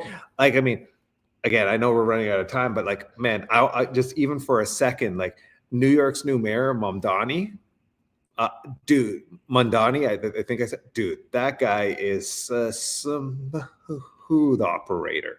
You want to talk about that dude is only in his 30s. My God, that guy is amazing. He's scary as 32, I think. But yeah, he's smooth as. So yeah, I don't have the same fears, but that's all right. That's all right. That's a whole other discussion we could have on another day. But what I will say, because I relate to him, you guys lean a lot more. You guys lean more left than we do. Depends. At certain times, yeah. But yeah, I would say so. Even our conservatives. I think right now you do. Oh, for sure. Right now we do. And so, a lot of Canadians are like. You're kind of like Europe. You're kind of like Europe right now, going through. I think we have a lot of similarities there. I relate to Mamdani because we grew up on all the same stuff, him and I. The same music, the same kind of communities, even though I'm not in New York, I'm not. I still connected with all of those communities. So there's absolutely a lot of ways in which I kind of connect with this guy. But what I really appreciate as somebody who likes to think of themselves as a communication experts, he gave a master class. If you want to look outside, okay, I understand. There's all sorts of thoughts, worries, concerns, blah, blah, blah, blah, blah, blah, blah. Just if you could try to remove it and look at how he operates, okay, from like just a purely professional point of view, what can we learn? I can't tell you how many times, I'm not a Trump guy. Sorry, I'm just not. Okay, sue me. But I have studied him a lot. And I'm like so fascinated from just from a communication perspective, from an effectiveness perspective, from a persuasion perspective. There is something that these people have, that a Trump has, that a Mamdani has, that a Barack Obama has. There is something they have, and if you don't study it, you don't learn it, and you don't try to apply it, you'll just lose, because then you're just stuck in your emotions and your politics and I'm on this side, they're on that side. And it's like, no, don't do that. Learn from it and apply it to your trade and what you do. And that's the thing we just got to do, is we got to quit saying whatever he is or she is, nothing counts because I feel this way from that person. But if there's something there to be learned and to be gained from, you gotta capture that, man. I think we could tie this up really beautifully with a ball. Okay. Mamdani. Doing your closing, as you're closing. Okay. When you think of his messaging, what was the messaging point he stuck to? What was it, Rodd? It's anti-capitalism is what he's doing. But okay, hold on. No. That we could kind of come up with other terms for it or whatever. He stuck to one key point the entire time. It begins with an A and it's got quite a few syllables in it. Every conversation he was in, every question he was asked, he brought it back to one thing every single time. And I challenge you to go out and watch his interviews, and he brings it back to one thing during this race every single time. It's a masterclass. Let me off the hook. Affordability. Well, affordability. It was the number one thing he talked about. He used it as a pivot with pure brilliance. Every time somebody tried to put him in a corner, if you were to become the mayor of New York City, what would, on your first trip, how quickly would you make your first trip to Israel? Dude A goes, oh, I'll go there. Dude B goes, Comey not Comey, but whatever. I can't remember, the former governor. Yeah. I know who you're talking about. He's like, oh, I'll go there right away. Mandami, I'm not going to go there. Why not? Oh my God. Why wouldn't you go there? He's like, because I'm the mayor of New York. I need to be right here and making sure that this city is affordable. That's his answer. His answer over and over and over. Okay. What did I say earlier in this conversation? When people walk away, what do you want them thinking about and remembering? Not 10 different points, 25 different things. One thing that they can't walk away without forgetting. Mandami won that race because he knew for actual New Yorkers, their biggest pain point is affordability. Doesn't give a fuck about what the billionaires and the multimillionaires and all didn't care, because it doesn't matter. He cared about one thing. So that's what I'm using to tie this up. And I know, Rodd, I think we may have some different opinions on the politics of this, and that's a fun conversation for another day. No, actually we don't. But I do want to have a conversation about it on another day. I would love to do a follow-up. Let's tease it. Let's tease it right now. There'll be a part 2, but he stayed on point. Guys, learn from this. You guys are asking about pitches. How do I stand out? Brand messaging.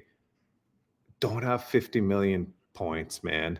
Have 1 point and make it over and over and over and over again. Yeah, and there's a very simple reason why. Absolutely. Bam, nailed that. And you know what the biggest deal is?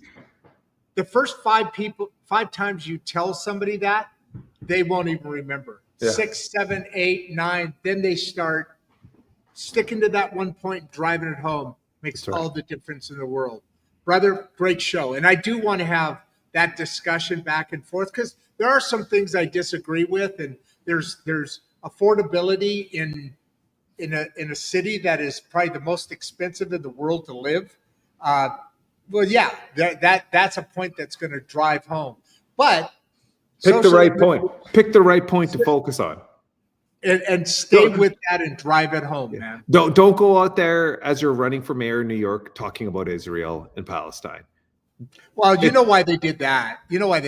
Somebody wanted a gotcha moment, and he swerved around it, because there's that whole issue with Jews and Palestine. I'll tell you again, once again, as somebody that worked in news and works in the business of getting attention, everyone needs a headline so that their website gets clicked, so that advertisements pay their bills. The private Americans have a privatized media, right? Okay, you've got PBS, you've got NPR. Okay, sure. I mean, that's not who people are tuning into for their news. Again, one of the differences in Canada, sorry, I hate to brag a little bit, and I know that some people have a problem with this, but we've got CBC. It's public broadcast, right? Europe has BBC, right? Australia has ABC, right? Not the ABC you guys have. They have Australian Broadcasting System. Yeah. And I think it's super key. But again, that's another can of worms. It is, and it's a big can of worms, because it doesn't necessarily. Public TV has a tendency to get swayed, very much so, and it's just part of who's getting swayed more. Who's getting swayed more, right? That's the argument. Right now, all public radio is swayed to the left, all of it. Yours, the BBC, because I watch all of these. Look at N24, which is the Jewish public broadcast. They swing also to the left, but more center. But BBC, very left-leaning. The Canadian. Isn't that the question to walk away with, though? Isn't the worthwhile question to walk away with? Why is it that public media that tends to lean left? That's an interesting question to me. I'm not going to give you the answer because I don't necessarily have it. Okay. All right. We'll leave it for the show next time. Fun, eh? Okay, let's do that. Let's leave it on that note. All right, brother. You waved to everybody. Like I said, 500 and some odd people just loving what you're doing. And Love I and lost them all at me. the end. We both did. Stay with us for a second. I'll say bye to you in the green room, but let's definitely set up a show and let's talk politics, because I really want to, get into what some of the misconceptions are on both sides. And at the end of the day, it isn't about red or blue for our country. I don't know what you guys, but it isn't about the elephant or the donkey. It's about the great middle class, and for America, and by extension the world. And the reason being is because we all got to fix this. There is a oh, let me do this. Give everybody a big wave, and I'll finish this off, and I'll come and see you in the green. There is a big concern in the world today. Something that I've been talking about for a little bit. The Jetsons are not only coming, but the Jetsons are here, my friends. And AI is going to give us a utopia that we don't have an understanding for. But I can tell you this: products and services, the cost of those things through AI and through automation and OI and all the stuff that's coming are going to drop to such a very low amount of cost that we're really going to be able to get, not really at some point, not have to work. I mean, with robots doing this and this doing that, and the cost of living coming down. But here's the thing: if our politicians control the narrative as that's really rolling in, and that's all the politics that I'm concerned about. I've always lived by trust but verify. I believe the current administration is doing some good things.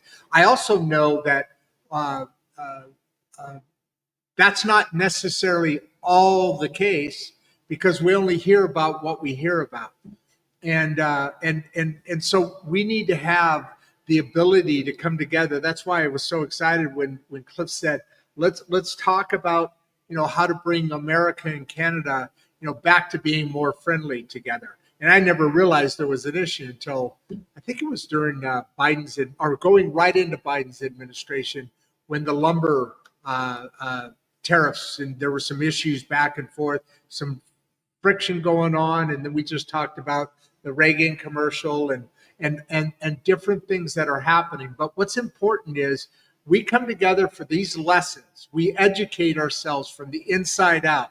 Cliff gives our business leaders and our entrepreneurs a message and a roadmap on how to improve their abilities to run their own companies or their own teams or their own institutions. The point that I'm making here is that when that utopia comes, we're either going to be the beneficiary of it, or our different governments are going to place us in positions that are needed, whether that's beneficial to us in a utopian world or not. And I know utopia is kind of this 60s love child kind of feeling it comes about, but this is what's really coming down the pace. And how that world is going to look is either going to be up to us, the great American middle class, the largest, most powerful thing in the world that's ever been. And that includes Canada, by extension, the working class, the middle class, however you want to call Europe. Who built the infrastructures? Who built the economic systems? Who is the backbone? Yes, we need leaders. Leaders need to lead.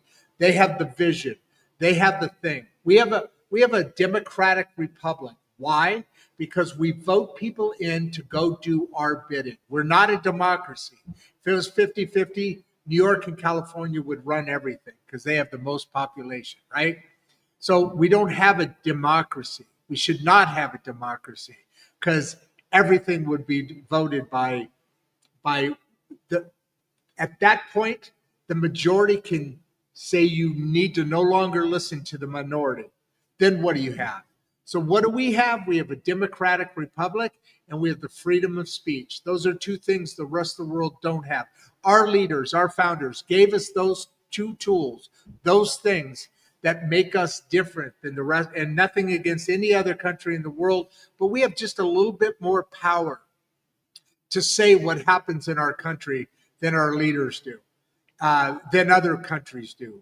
And that's a beautiful thing because, well, before I say that, we don't deserve that. Our founders, yes, they were not good people necessarily. They were elites, definitely. But you know what they did? They gave us this tool. And they said, you know what? It should be coming from the people. It should be for the people. And it should be by the people. So we vote elected officials in to go do our bidding, right? That's how all of this structure works in a very simplified form. But at the end of the day, if we're not coming together, my friend Cliff, who leans further one direction than I lean, or I that lean a different direction, if we are coming together and able to create that narrative, that discussion, and say, okay, a bunch of us believe, yeah, that makes sense. That looks good. Let's keep that up. But if we are voting people in or voting people out on their merits and their abilities and the words that they've kept, the promises that they've kept, the campaign promises that were out on then how are we ever going to get to the point where actually the middle class benefits? Day to day to day to day, we live check by check. We live strap to strap to strap. Meanwhile, our political leaders are doing things that don't benefit us at all. And that's on both sides of the aisle. I'm not picking on Democrats or Republicans because personally, I could give a crap about Democrats or Republicans or whatever you call them up in Canada, conservatives and liberals. I don't care about that. So I vote split ticket, periodic, not always, but periodically, because I know local leaders that are from the other side of an aisle I may or may not approve of, but that person has a really good reputation or a really good idea or a really good way to move forward. So I'm voting for that person. I'm not voting for their party. Today, all of everything we talk about in politics is about the party. It's not about the people. And where we're getting it wrong is we're not coming together. I like to call them watch parties. There's some that we started out in California, believe it or not. Producer Barbie has held several, and it's kind of fun to think about because now you're getting to talk about the actual issues. I won't use the public TV ones, but the CNNs and the MSNBCs are just the opposite. That's all they are, is the opposite of the Fox News and there's a couple other ones that are out there. And the thing is they're freaking lying to us day in and day out. Just watch all the different news programs. Stack up one story next to the other story from two different, same exact story, same person, same communication you hear, but the narrative is turned in such a different way. It's just amazing. It's not amazing how this country is so divided apart. I know I got off on a side stream there, but at the end of the day, come back and listen to us at Insights and Straight Talk. Listen through the outro video because I do a little surprise thing at the end now. I found I have a couple fractions of a second. I could do some goofy thing at the end.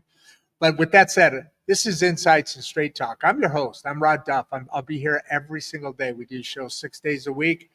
We're at, what do we got? Almost 10,000 subscribers on YouTube. And then we got another 20,000 across our other social medias. So please subscribe. Cliff, I hope you took up the request and subscribe to YouTube and subscribe to our Substack. They're free. Subscribe. Please help independent media. We talked about media being, public or private. Well, there's independent. And I think that's where most people are really trying to figure out where to get their message. This is Insights and Straight Talk.